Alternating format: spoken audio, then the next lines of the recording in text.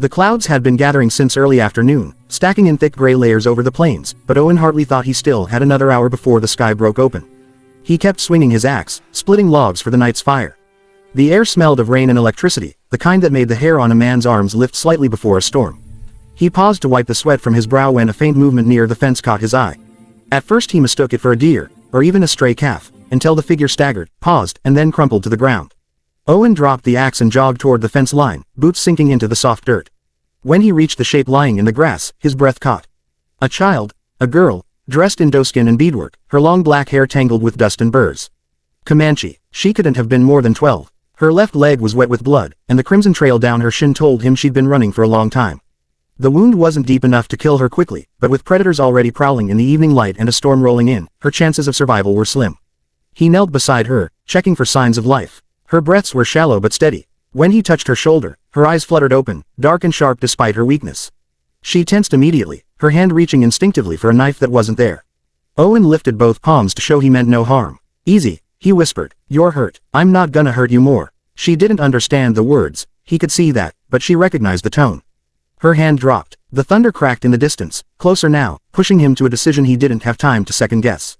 Leaving her here would mean death. Bringing her inside could mean everything from misunderstanding to retaliation if someone came looking.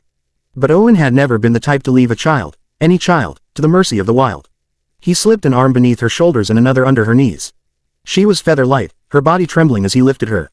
The wind whipped harder, sending dust spiraling across the prairie. Owen hurried back toward the cabin, pulling open the door with his shoulder and carrying her inside just as the first cold drops of rain began to fall. The girl winced when he set her on his cot, clutching the wool blanket with white-knuckled fingers. Owen stoked the fire until its warmth filled the small room, then fetched the tin basin and a strip of linen. When he returned, she watched him with wary eyes, every muscle taut like a cornered animal. He pointed to her leg, then to the cloth, making slow gestures to show what he intended. After a long silence, she finally nodded. Owen cleaned the wound as gently as he could. She bit her lip but didn't cry out. He admired her strength, stronger than many grown men he'd known. When he wrapped her leg and pulled the blanket around her shoulders, she sank into the warmth, eyes half closed. Outside, the storm raged. Inside, the fire snapped softly. The plains might have been filled with danger, but for this brief moment, Owen had chosen compassion over fear, hoping it wouldn't be a choice he'd regret come dawn. The storm had passed by morning, leaving the plains washed clean and shining under a pale gold sunrise. The air carried that quiet stillness that comes after a hard night's weather, when the land seems to hold its breath. Owen stepped out onto the porch, stretching the stiffness from his shoulders. He hadn't slept much, waking each hour to check on the girl. She lay quietly now, the fever down, her breathing more steady. For the first time since finding her, he allowed himself a moment of relief. He was halfway through unlatching the chicken coop, when a strange vibration rippled beneath his boots. A low, pulsing tremor, subtle at first, like the distant roll of thunder. But the sky was clear, too clear. Owen straightened, listening. The tremor grew stronger, merging with a rhythmic beat rolling across the plains. Not thunder, hooves. He turned toward the horizon, and his blood went cold. A dark line was forming in the distance, rising like a tide along the ridge. One rider became 5, then 10, then an unbroken wave. Horses, dozens of them, moving with deadly precision. The morning sun glinted off lances, shields, feathered headdresses, and rifles slung across bare, muscled backs. 70, at least, maybe more. Comanche. Owen swallowed hard, forcing himself not to bolt inside for his rifle. One man against 70 was suicide, and he had no desire to turn his homestead into a battleground. Slowly, he backed toward the porch steps, his heart hammering against his ribs. The war party fanned out expertly, forming a vast circle around the cabin. Dust rose in a swirling halo as the warriors slowed, their horses stamping, snorting, and tossing their manes. The air grew thick, tense enough that even the breeze seemed to hesitate. At the center of the formation rode a single man. He was broad-shouldered, straight-backed, adorned with eagle feathers woven meticulously into his long hair. His face was painted in patterns Owen didn't recognize, but the expression it framed was unmistakable, controlled, resolute, and fiercely intelligent. A leader, a chief. The chief urged his horse forward a few steps, studying the cabin with eyes sharp as a hawk's. Owen lifted his hand slightly, not in surrender, but in an unspoken plea that no one fire a shot out of fear.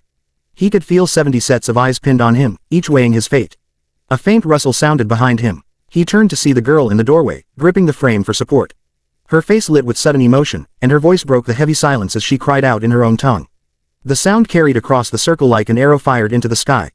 The chief's posture shifted instantly. He leaned forward, eyes widening in recognition as the girl stumbled down the steps, calling again, her voice cracking with relief. Warriors murmured among themselves, tension rippling from rider to rider. Owen stepped aside, letting her move past him.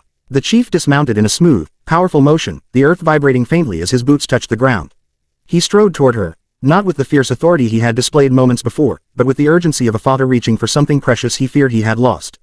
The warriors held their breath. Owen held his, and the Texas morning stood silent as the chief reached out, resting a trembling hand on his daughter's shoulder, pulling her into the safety of his arms. The chief held his daughter close for a long, wordless moment, his hand pressed against the back of her head as though reassuring himself she was real and alive. Her small fingers clutched at the beadwork on his vest, trembling with relief.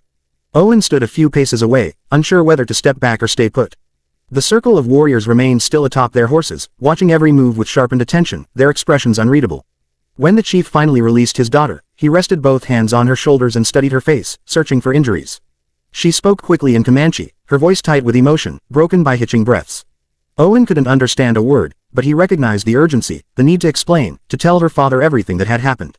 The chief listened without looking away from her, nodding once, then twice, his jaw tensing as she pointed back toward the cabin. Only then did he turn his gaze toward Owen. The chief stepped forward slowly, deliberately, each movement measured and clear, giving Owen every opportunity to react without fear. He was taller than Owen expected, broad-chested and imposing, but his eyes held no rage, only scrutiny. Owen felt the weight of the moment settle on his shoulders. One wrong gesture, one misunderstood motion, and the calm that had begun to form could shatter instantly. The chief stopped just a few feet from him. For several seconds, they simply stared at one another, two men from opposite worlds, sharing only the thin thread of a child's safety between them. The chief lifted his spear, and instinctively Owen stiffened. But the warrior didn't raise it to attack. Instead, he turned the haft inward and touched it to his own chest, once, firmly. The gesture was deliberate, symbolic, and though Owen didn't know its exact meaning, he recognized respect when he saw it. "You sheltered my blood," the chief said in slow, careful English. His voice was deep, steady, carrying the authority of a man accustomed to command. "You saved her life." Owen let out a breath he hadn't realized he was holding. "She needed help," he replied. "That's all." The chief considered his words. For a moment, he seemed to weigh not only Owen's actions but Owen himself, as though determining the truth written in his posture and tone. Then the chief nodded once, short, decisive. Behind him, the warriors relaxed slightly, their horses shifting as tension melted from the group like snow at sunrise. The circle began to widen, no longer the tight, threatening noose it had been moments before. A few murmured among themselves, watching their chief for guidance. The girl approached, slipping her hand into her father's. The chief glanced down at her, and something softened in his expression, something fiercely protective and infinitely relieved. He lifted her easily, placing her onto his horse with the care of someone handling the most precious object in the world. Before mounting, he looked back at Owen. "You have no enemy here," he said. The words were simple, but they carried the weight of a promise, a vow that reached beyond the two men and into the vast, unpredictable land they shared. The chief swung onto his horse with fluid grace. He gave a sharp whistle, and the war party moved as one, 70 riders turning toward the plains, hooves pounding in a unified thunder. Dust rose behind them in swirling golden clouds as they rode away. Owen stood alone in the quiet that followed, the morning sunlight warming the earth around him. He felt the tension drain slowly from his body, replaced by a profound sense of relief. The cabin behind him creaked softly as the wind shifted. He watched the riders until the last feathered silhouette vanished over the distant ridge, realizing that mercy had come and gone like a storm. And because he had chosen compassion in a moment of uncertainty, death had passed him by.